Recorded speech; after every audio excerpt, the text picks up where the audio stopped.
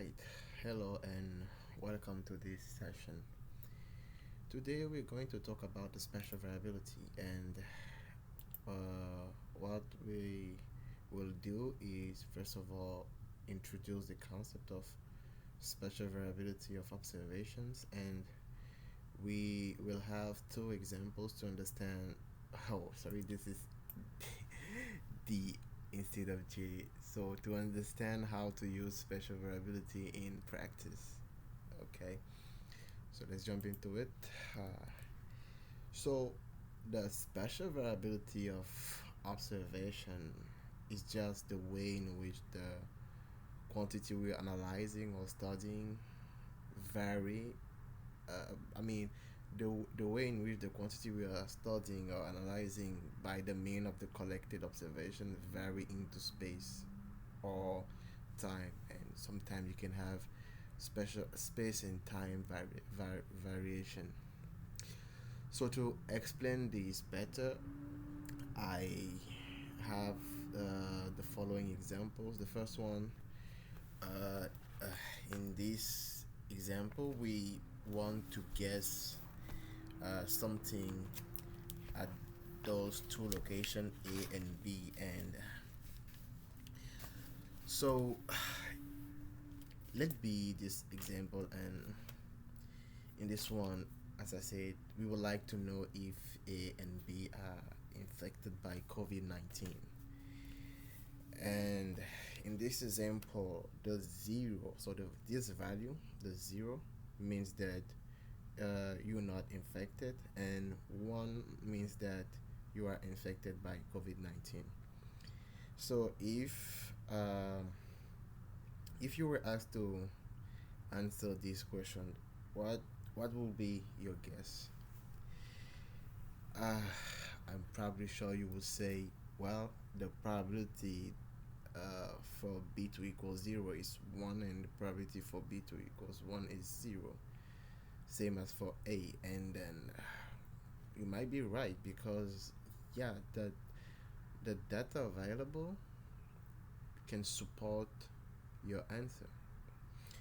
And, you know, if I were asked the same questions, I would say something a bit different because from the data that we have, I mean, if we only consider the data, if we only consider the fact that we have the same number of blocks for the red blocks and the blue blocks, we I would say that there are as many chances for B to be equals to 0 as there are for B to be equals to 1. So this is why you will see here I mentioned that those two probability are equals like 0.5 because we have the same amount of blue and red blocks. And this is also something that might happen. This is why I said they are both likely to happen. And now, what I will say about your answer is that even, I mean, while they are both likely to happen, the first answer is what I would call a realistic answer because you based your guess on the data available, and this is really what we have in this case because this block is surrounded by 0, so he has more chances to be equals to well 0 than to be equals to 1, and same for this guy over here.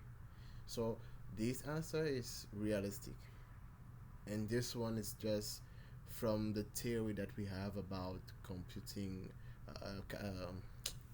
calculating the probability of an occurrence. Then another comment that I will make on on your uh, on your answer is that you you have you were using the the spatial distribution of the observation to make your guess, because this is because you you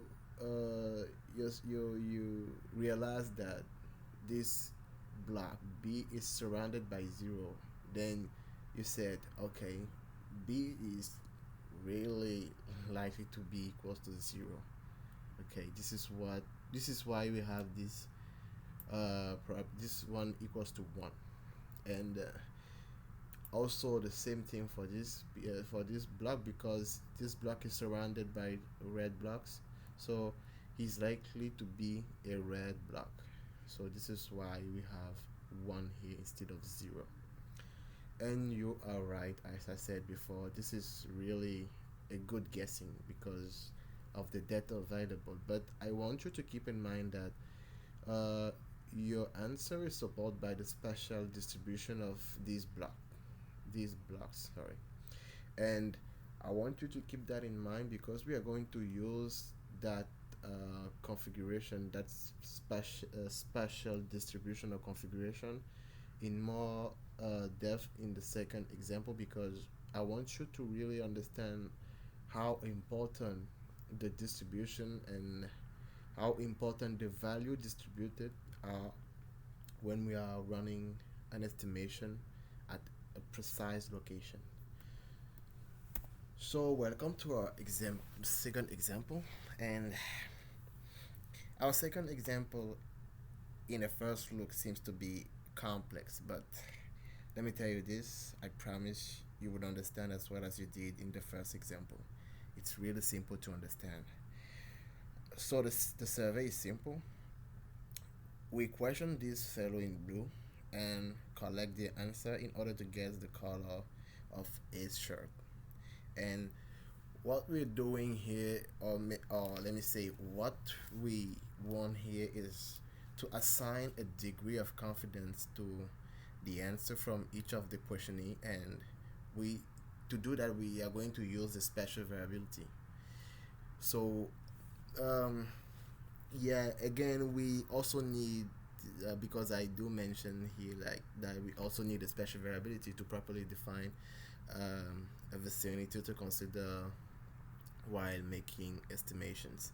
But you will see that even that word vicinity is really simple to understand because it's just a simple configuration, a simple set of something. Okay, so now what do we call vicinity, and what is it in practice? So yeah, the vicinity of, in this case, because of course you will find many definition of the term, but since we are working on geostatistic and geostatistical processing, I would like to define the term vicinity in that context. So in that context, the vicinity the vicinity is just a set of observation that we use to run estimations to make our guess. So here what we're doing is like because we are saying that is a set of information, that first of all means all the observation available can define the vicinity, but the problem is that the the subset is really closer as vicinity. So if you run estimation with that, you won't have something really close to what you are supposed to have in real cases. So like if for example we are trying to run to make our guessing on a value and the real value is for example uh, 50, using all the information available may lead you to have your final estimation equals to maybe 48 or 46 or 4 or 49, but not 50. And what you really want is to have an estimation real close to what you are supposed to have in real case, in a real case. Yeah. So now because we understand that it's not really fair to use all the observation, we need a rule to know how um, to define a specific subset of information. We need a rule to know how to do that, and to that rule is just what we have been talking about so far. It's the way in which, for example, two observation or in our case two answer are different. If we are questioning D4 and D2, the way in which their answer are different in value, and the way in which they are close or far from the point at which we are running or guessing.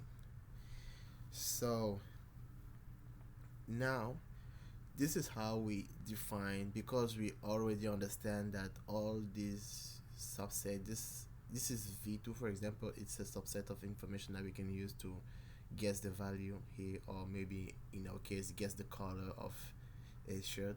And we can also use V3, which is the another subset of information, and we can also use V1, which is another subset of information. But you will notice that if we are really looking for the color of the color of this guy shirts, then um, these fellows over here, we're not sure they will give us the correct answer because they are quite far from the point at which we are running our estimation. Rather than these guys in V1, because they are pretty close, so they may have um, they may have better answers than the the guys in V2. So this is how we define vicinity. So you now you understand there are good vicinity and pretty bad vicinity. So yeah, all all the things that we're talking about right now is just to understand how what kind of rule we use to define a good vicinity, right? So yeah, what rules do you what rules do you use?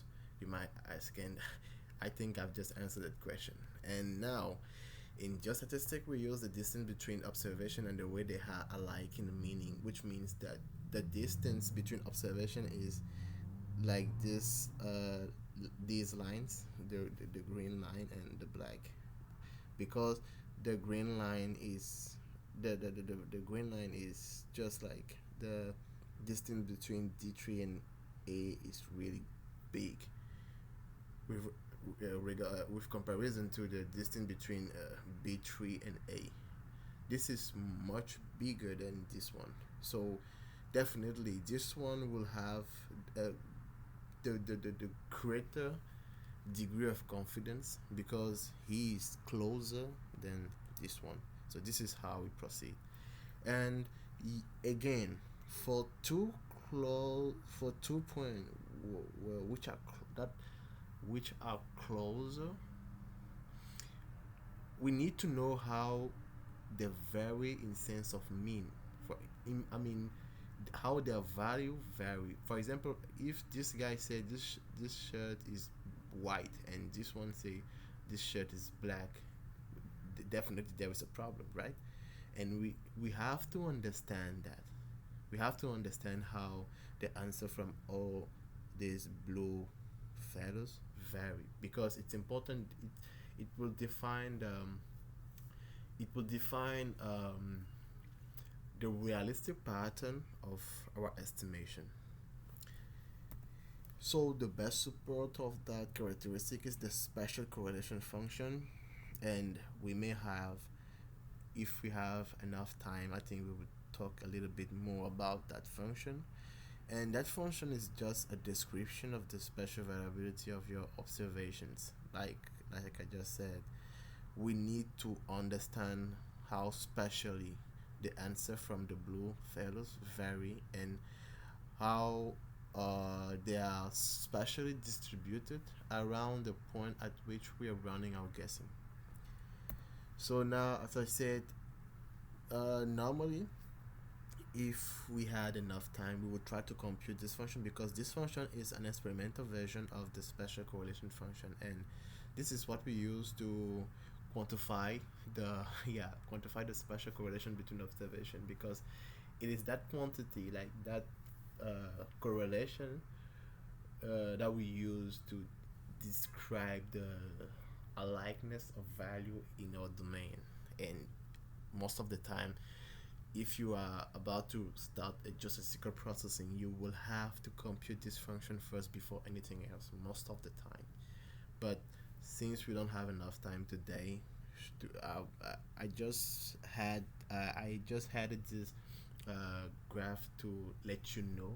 So if you are curious about, you may go and Google it, or if you have questions later, I will do my best to answer your questions. Thank you.